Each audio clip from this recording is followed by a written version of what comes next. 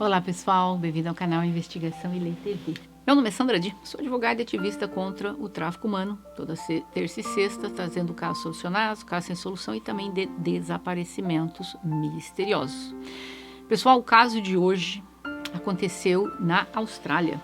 É uma cidade pequena chamada Yolunga, que fica no estado de Adelaide. Como eu falei, na Austrália. Yolunga tem praias lindas, mas essa família morava em uma área rural e que hoje tem até uma população de apenas 3.857 habitantes.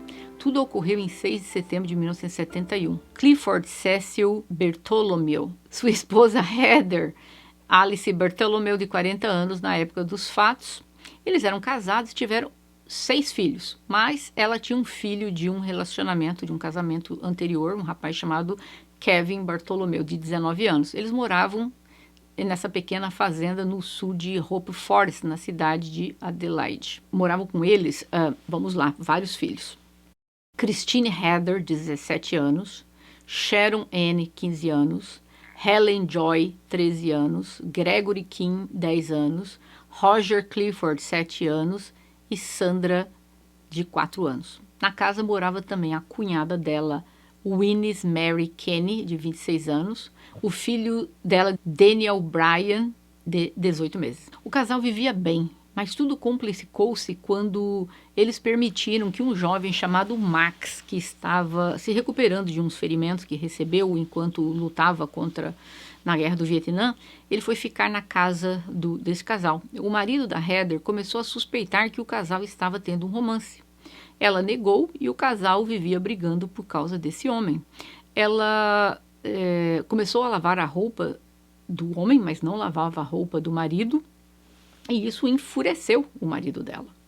A Heather foi visitar a irmã dela em Sydney por 3 semanas, e o Max iria com ela para que ele pudesse ver os amigos dele do exército na base. A Heather manteve em contato com a família dela. Ela ligou para o marido, o Clifford, algumas vezes para verificar. O Clifford estava cuidando de todos os 7 filhos. Ele foi buscá-la na estação. Ela escreveu no diário dela sobre isso e também disse que o momento íntimo que ele e a Heather tiveram na cama na noite anterior não foi muito bom. Ele começou a ter ciúme demais da Heather com o Max. Em seu diário, ele escreveu que ele sabia que eles dormiram juntos. O Clifford decidiu que precisava arejar a sua mente, então ele decidiu ir para Lincoln por algumas semanas, uma outra cidade. Quando o Clifford estava arrumando o carro, se preparando para sair, ele se lamentou, ele se lembrou de algo que tinha esquecido, então ele entrou na casa e quando ele entrou na sala, ele encontrou o Max, que estava deitado de costas, e a esposa estava deitada sobre ele. E ambos estavam rindo.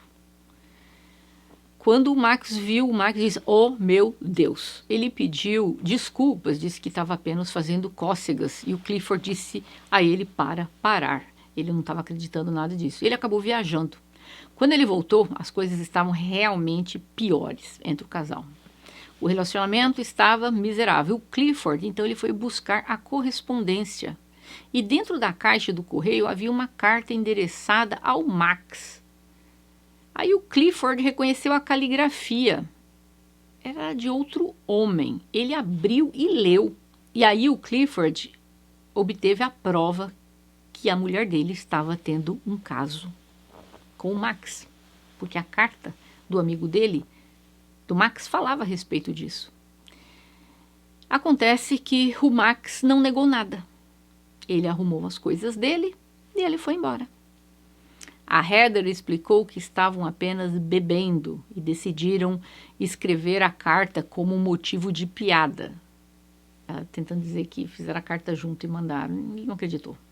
O Clifford, querendo salvar o casamento, ele fingiu acreditar, mas os filhos do casal não gostavam do Max. E aí o Max acabou mudando-se. O relacionamento com a Heather continuou, mas ele teve outro argumento com a Heather. O Clifford simplesmente decidiu ir embora, ele não aguentava mais tanta briga, ele se mudou para a casa da madrasta, que ficava a cerca de 13 quilômetros de distância da Heather.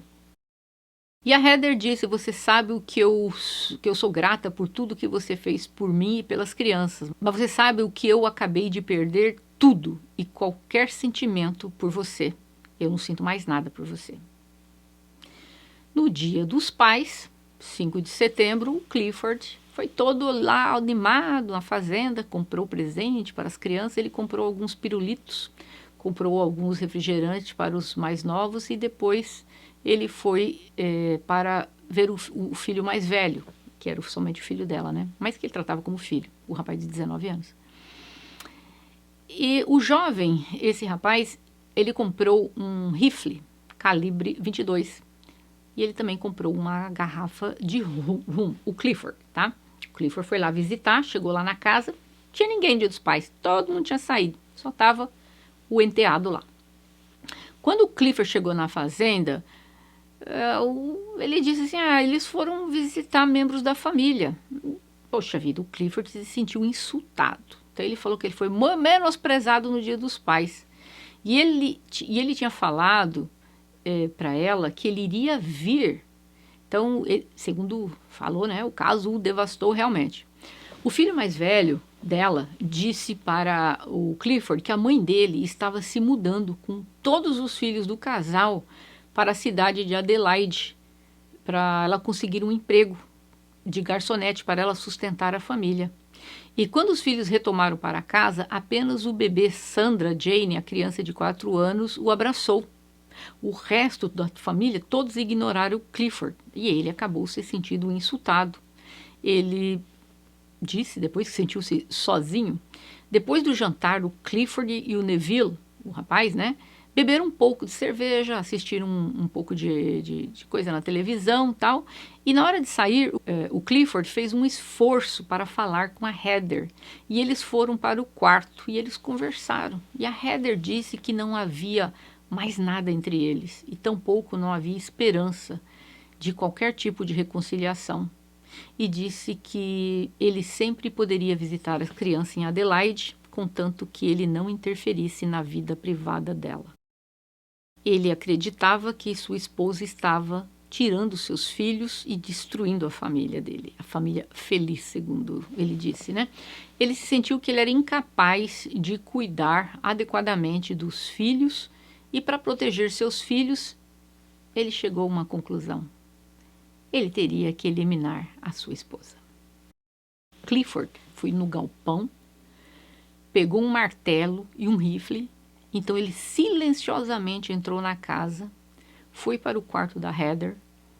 Enquanto apontava a lanterna para a cama, o Clifford viu que a pequena Sandra estava na cama com ela e 2 outras crianças estavam por perto. O Clifford deixou o rifle na porta, caminhou até a cama, em seguida, mais uma vez, acendendo a luz diretamente no rosto da Heather, o Clifford pegou o martelo e bateu com ele na cabeça da Heather.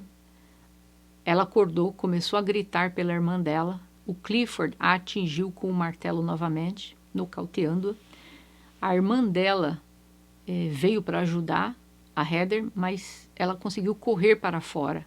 Mas o Clifford a seguiu, a pegou e dessa forma acabou tirando a vida dela com um disparo de arma.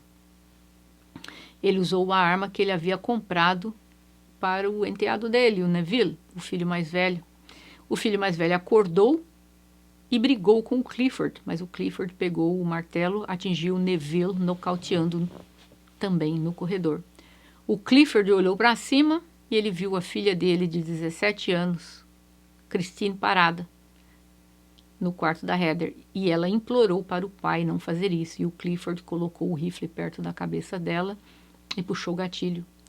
Ele fez o mesmo com o Sharon, com o Gregory, com o Roger, e ele voltou para Neville e ele começou a gemer e ele disparou nele novamente. Ele voltou para o quarto do Gregory e a pequena Sandra estava com muito medo. Ele atirou nos 2. Quando ele se virou para sair, ele de repente se lembrou do pequeno Danny, de 18 meses, o filho da moça que estava lá morando na casa. Ele escreveu no diário: As coisas pareciam quietas nessa hora. Eu estava parado na cozinha, com a minha espingarda na mão. Queria saber o que eu estava para fazer. Mas todos haviam sido eliminados. O Clifford, depois de ter eliminado todo mundo, ele foi à cozinha, tomou uma aspirina, serviu-se de um café e ele voltou para ver o que tinha feito. Ele disse que não suportava vê-los daquela forma. Então, o que ele fez? Ele pegou alguns cobertores da cama no quarto da menina lá e cobriu os corpos de alguns deles. Ele escreveu que ele estava em um estado de loucura, que ele não conseguia se conter. Ele ligou para a madrasta dele e confessou. Ela perguntou para ele se ele havia chamado a polícia. Ele disse que não, porque ele ia tirar a própria vida. Foi aí, ela então que ligou para a polícia, porque quando eles apareceram, encontraram o Clifford bêbado, e durante uma entrevista policial, o Clifford afirmou que só pretendia tirar a vida da esposa, mas que acabou tirando a vida da Christine, da irmã dela, quando a irmã foi lá tentar ajudá-la. E depois porque os outros foram acordando, e depois porque o outro foi vendo, e no final ele eliminou todos eles. Ele disse que ela era a culpada do casamento ter desmoronado, a cunhada. Ele culpava ela também. O Clifford foi julgado em 3 de outubro de 1971, onde ele se declarou inocente. E os argumentos da defesa que ele era legalmente insano no momento dos fatos devido a distúrbios emocionais e depressão. No julgamento, no tribunal, ele foi condenado à pena capital por enforcamento. Em 23 de novembro, após a apelação, a defesa argumentou que ele estava completamente fora do seu juízo e que ele era um homem sofrendo depressão e distúrbios emocionais, e a sentença foi comutada de pena capital para prisão perpétua. E em 10 de dezembro de 1979, depois de cumprir 7 anos e meio de prisão, ele obteve liberdade condicional. Esse caso ganhou. O cara pega pena capital, é comutado em prisão perpétua, aí ele cumpre 7 anos e meio. Ah, ele tem bons antecedentes, ele pode sair. Pior que no Brasil, gente, que é isso? É isso mesmo. Ele tirou a vida de 10 pessoas. 10. Ele passou 7 anos e meio na prisão. Dá para acreditar uma coisa dessa? E ele não foi considerado insano. Se ele tivesse sido considerado insano, ele não tinha ficado um dia preso. As pessoas estavam furiosas por causa disso, inclusive os policiais australianos. Eles não concordaram com a liberação do cara. Mas segundo o Parole Board, que ele era um prisioneiro modelo. O Parole Board, gente, é um painel de um grupo de pessoas que trabalham com os presidiários e eles decidem quando pode soltar uma determinada pessoa. Nos Estados Unidos tem o Parole Board, mas ele só tem poder para fazer dentro da sentença que o juiz deu. Por exemplo, o juiz deu prisão perpétua com chance de liberdade condicional após 25 anos. Então, esse grupo de pessoas irá decidir depois de 25 anos se a pessoa está apta para sair, se a pessoa está apta para sair depois de 25, 30, 35. Só que o Parole Board não participa se o juiz deu prisão perpétua. Prisão perpétua é prisão perpétua. Acontece que na Austrália, o juiz tinha dado prisão perpétua sem chance de liberdade condicional. Acontece que o Parole Board de lá, por algum motivo, tinha ou ainda tem, não sei se tem até o dia de hoje, autonomia para mudar a decisão do juiz e soltou o cara. Então, para vocês verem como é que funcionou a justiça nesse caso. O Clifford sumiu da vista de todos por anos e anos. Ficou sabendo-se mais tarde que ele casou-se com uma segunda esposa, que era uma cristã devota. Ela tinha 7 filhos e ele adotou os 7 filhos do casamento anterior dela. Pensar que ele tirou a vida dos 6 filhos biológicos dele e do enteado, 7, e ele acabou casando com alguém que tinha 7. Ninguém sabia dessa história. O nome dele nos jornais, né? O povo não tinha mania de ficar procurando nos jornais, saber se alguém tinha cometido um crime ou não. E a vida seguiu. E eis que um belo dia ele escapou das leis dos homens. Como? Ele veio perder a vida. Ele faleceu e tal. Aí, muitos anos depois, a família dele, né? Os filhos dele, revirando as coisas lá dentro da casa, em 2002, ele veio a falecer em 2002, tá? Aí a família dele não sabia nada do passado dele, e quando ele estava limpando a casa, eles acharam um jornalzinho velho, amarelinho. Aí começaram a ler. Eles ficaram chocados.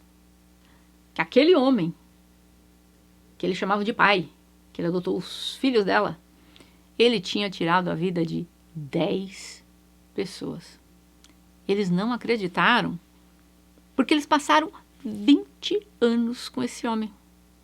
O descreveram como um cavalheiro, amava todos, amava os enteados. E olha que coisa incrível. A família disse que eles se sentiram tão traídos, quando eles descobriram que aquele homem passou 20 anos da vida deles enganando a todos, sem fazer menção alguma que ele já teve uma família anterior.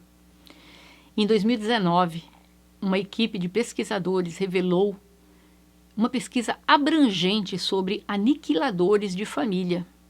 E eles revisaram 63 casos.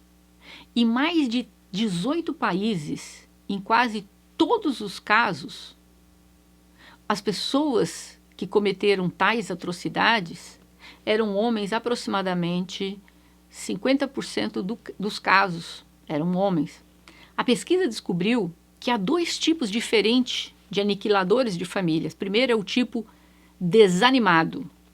É quando o patriarca se sente desesperado, resolve tirar a sua vida, mas este vê a sua família como uma extensão dele próprio. Ele sente como se a sua família não tivesse esperança se ele não os levasse todo mundo junto. E na cabeça doente desse povo, num ato de misericórdia e amor, é isso que eles acreditam, leva a família toda junto, tira a vida de todos. O segundo é o tipo hostil, ciumento, motivado para tirar a vida de todos por vingança, por ódio. Simplesmente para atingir a pessoa. Aí fala, eu vou tirar a vida dos teus filhos, mas eu deixo você viva para você ver. Então, tem esses 2 tipos de aniquiladores. Essa pesquisa feita por psiquiatras também concluiu que ambos os tipos têm um senso de propriedade sobre a família, mas motivos diferentes. O caso da família do Clifford é o pior caso da Austrália envolvendo a perda de tantas vidas causadas pelo patriarca de uma família. Ele disse, na confissão dele lá na época, por que ele tirou a vida de todo mundo? Era só da mulher, mas aí é porque a irmã dela veio ajudá-la e ele tirou a vida dela. E os outros? Ah, porque ele viu, porque o outro viu. Então, é uma pessoa totalmente narcisista. Ele viu o resto do povo como nada nem ninguém, nem um pingo de empatia. É um psicopata, né? Ele simplesmente resolveu tirar a vida de uma criança de 18 meses, depois um de 2 anos, um de 4 anos. Não existe justificativa para tirar a vida de ninguém. Mas vamos imaginar, seguir esse raciocínio perturbador. Ah, tirei a vida dele porque ele me viu tirando a vida da mãe dela. Agora, o que uma criança que estava dormindo no outro quarto de 18 meses viu? Nada. O que uma criança de 2 anos estava dormindo viu? Nada. É muito terrível que uma família inteira perdeu a vida por causa de um homem como esse. Ele acabou com a vida da família, porque ele achava que ela estava tendo um caso. Isso não é motivo para tirar a vida de ninguém, muito menos de 10 pessoas, né? A retórica dele é que ele tirou porque os filhos poderiam sofrer, porque viram a mãe perdendo a vida, tal. Não cola, para mim essa historinha dele não colou, ele não merecia uma segunda chance, eu achei um absurdo esse homem ter saído da prisão, eu sempre digo que todo crime, o único culpado é o perpetrador, mas existem crimes que nós temos que imputar ao governo também. Neste caso especificamente, eu imputo essa culpabilidade ao Parole Board da Austrália, que descaradamente me deixa um homem desse, depois de 7 anos e meio, sair em liberdade, depois dele ter tirado a vida de 10 pessoas da própria família dele. A pena capital parou de existir na Austrália em 1973, entre 1973 a 1985, porque cada estado aboliu em diferentes datas, né? Em 23 de junho de 2000, um homem chamado Robert Paul Long, ele eliminou 15 mochileiros que estavam em um abrigo, num hostel em Queensland, na Austrália. Ele pegou a prisão perpétua com chance de liberdade condicional após 20 anos. Em 2020, ele podia perder a liberdade condicional, mas foi negada, porque o Parole Board disse que ainda não, mas que ele poderá pedir novamente daqui mais um ano. O cara matou 15. Nós estamos falando aqui agora dos anos recentes. E você ainda tem chance de liberdade condicional? Que raio de sistema judiciário que é esse, meu Deus? Em 1984, em Milperra, um subúrbio de Sydney, um grupo de motoqueiros eliminaram 4 pessoas, feriram 28. Em 1989, eles foram condenados à prisão perpétua. 3 deles apelaram das convicções e a pena foi reduzida em 1982, e o último a ser liberado da prisão após ter servido apenas 5 anos e meio. Faz ideia disso? Eles eliminaram 4 pessoas, feriram 28. E o que passou mais tempo, passou 5 anos e meio na prisão. Gente, a sentença na Europa é terrível, a gente sabe disso, né? A gente sabe que a França é um dos piores, né? Inglaterra, Canadá mais ou meninho ali, não é dos melhores não. Agora a Austrália tá ganhando. O que raio de pena que é essa? Eu não entendo. E a gente fala das penas brasileiras. As penas brasileiras são mais rígidas que as penas europeias. É mais rígida que a pena australiana. Só não é mais rígida que a pena americana e canadense. A canadense fica ali mais ou menos, né?